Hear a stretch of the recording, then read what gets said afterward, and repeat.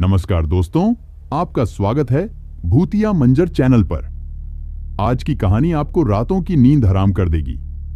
ये कहानी दिल्ली की एक व्यस्त रात की है और इसका किरदार है एक ओला ड्राइवर और उसका खौफनाक सफर। अमित 28 साल का एक सॉफ्टवेयर इंजीनियर दिल्ली की रातों का दीवाना था। ऑफिस से देर से निकलना और फिर किसी ढाबे पर जाकर दोस्तों के साथ चाय पकौड़ी करना उसकी रूटीन थी। एक ऐसी ही रात करीब 1:30 बजे जब वो अकेला घर लौट रहा था, उसने ओला बुक किया। कुछ ही मिनटों में उसे एक सफेद मारुति सुजुकी स्विफ्ट डिजायर का विवरण मिला, जिसका ड्राइवर विकास था। अमित गाड़ी में बैठा और अपना पता दिया। विकास एक शांत और कम उम्र का लड़का लगता था, जिसने पूरे रास्ते ज्यादा बात नहीं की। जैसे जैसे गाड़ी आगे बढ़ती गई, अमित को एहसास हुआ कि विकास गलत रास्ता ले रहा है। उसने पूछा, ये रास्ता कहां जाता है? मेरा घर तो दूसरी तरफ है। विकास ने बिना आंख मिलाए जवाब दिया, एक शॉर्टकट है, जल्दी पहुंच जाएंगे। अमित थोड़ा घबराया, लेकिन देर रात होने के कारण और ओला ऐप पर दिख रहे विकास की फोटो से कुछ राहत मिली। कुछ ही देर बाद दिल्ली की चमचमाती सड़कें खत्म हो गईं। उनकी जगह सुनसान और अंधेरे रास्ते आ गए, जो शहर के बाहरी इलाकों की ओर जाते थे। अमित ने फिर पूछा, यह रास्ता कहां जा रहा है? यहां तो कुछ भी नहीं है। इस बार विकास ने कोई जवाब नहीं दिया। गाड़ी की खामोशी और विकास की खौफनाक खामोश ने अमित को परेशान कर दिया। अचानक कार रेडियो खुद ब खुद चालू हो गया। उसमें से एक पुरानी फिल्मी गाना बज रहा था, जिसकी आवाज धीमी और डरावनी लग रही थी। गाना खत्म होते ही कार की स्पीड तेजी से बढ़ गई। अमित घबरा गया और चिल्लाया, क्या कर रहे हो? धीमे चलाओ। लेकिन विकास कोई प्रतिक्रिया नहीं दे रहा था। कुछ देर बाद कार एक परित्यक्त फैक्ट्री के सामने रुकी। फैक्ट्री जर्जर और टूटी हुई थी, मानो सालों से बंद हो। अमित डर के मारे कांप रहा था। विकास ने धीमी आवाज में कहा, आप यहीं उतर जाइए।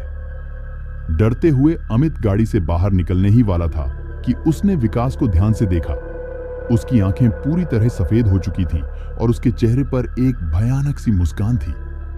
अमित चीखने लगा और भागने की कोशिश की, लेकिन अचानक उसे लगा जैसे कोई अदृश्य ताकत उसे रोक रही है। विकास धीरे धीरे कार से बाहर निकला। अब विकास जैसा नहीं लग रहा था। वह लंबा और दुबला था, उसके कपड़े फटे हुए थे और उसकी आंखों से एक भयानक लाल रोशनी निकल रही थी।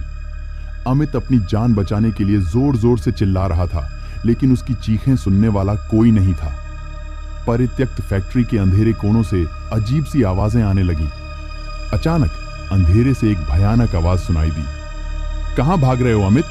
तुम्हारी बारी आ गई है। अमित घबराकर पीछे मुड़ा और उसने देखा कि एक भयानक आकृति उसके सामने खड़ी थी। वह आकृति एक आदमी की थी, जिसके शरीर पर जख्मों के निशान थे और उसकी आंखों से खून निकल रहा था। अमित को लगा जैसे उसके पैरों की जमीन खिसक गई हो। उसने डरते हुए पूछा, तुम कौन हो? आकृति ने कहा, मैं निर्मल हूं, तुम्हारा दोस्त। याद है? अमित को याद आया कि कुछ साल पहले निर्मल नाम का उसका एक दोस्त था, जो इसी फैक्ट्री में काम करता था, लेकिन वो तो मर चुका है। निर्मल ने आगे कहा, विकास ने मुझे मारा था, तुमने मुझे धोखा दिया था और अब मैं बदला लेने आया हूं। तुमने ही मुझे मेरे प्यार से अलग किया और धोखे से उससे शादी किए, धोखेबाज हो तुम। अमित चिल्लाते हुए भागने लगा, लेकिन निर्मल उसकी पीठ में पकड़ने लगा। अमित को लगा जैसे कोई उसे खींच रहा हो। निर्मल ने कहा, तुम भाग नहीं सकते, तुम्हारी बारी आ गई है। अचानक अमित को एक हल्की रोशनी दिखाई दी। उसने देखा कि एक बूढ़ी औरत उसके सामने खड़ी थी। बूढ़ी औरत ने कहा, छोड़ दे उसे निर्मल, तेरे खूनी का बदला तू ले चुका है। यह निर्दोष है, तेरे मरने के बाद इस ही तेरे प्यार का सहारा है। निर्मल ने कहा, मां, तुम बीच में क्यों आ रही हो? यह मेरा बदला है। बूढ़ी औरत ने कहा, यह बदला नहीं है, यह हत्या है और तुम ऐसा नहीं कर सकते। निर्मल कुछ देर खामोश रहा, फिर उसने कहा, ठीक है।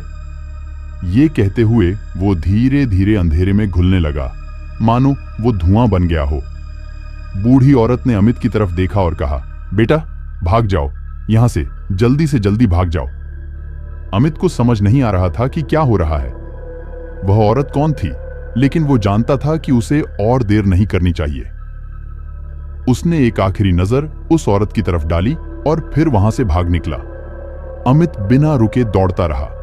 उसकी सांस फूल रही थी, टांगें जल रही थीं, लेकिन वो नहीं रुका। वह नहीं जानता था कि वो कहां जा रहा था। उसे सिर्फ यही पता था कि उसे उस जगह से दूर जाना है। बहुत देर बाद जब उसे लगा कि वह काफी दूर निकल आया है, तब जाकर रुका। वह एक सुनसान सड़क पर था। दूर से गाड़ियों की आवाज सुनाई दे रही थी। उसने अपना फोन निकाला, लेकिन बैटरी खत्म हो चुकी थी। उसे यकीन नहीं हो रहा था कि जो कुछ भी हुआ वो सच था। आखिरकार एक रिक्शा उसे मिला। वह घर पहुंच गया और खुद को दरवाजे के पीछे बंद कर लिया। उस रात उसे नींद नहीं आई।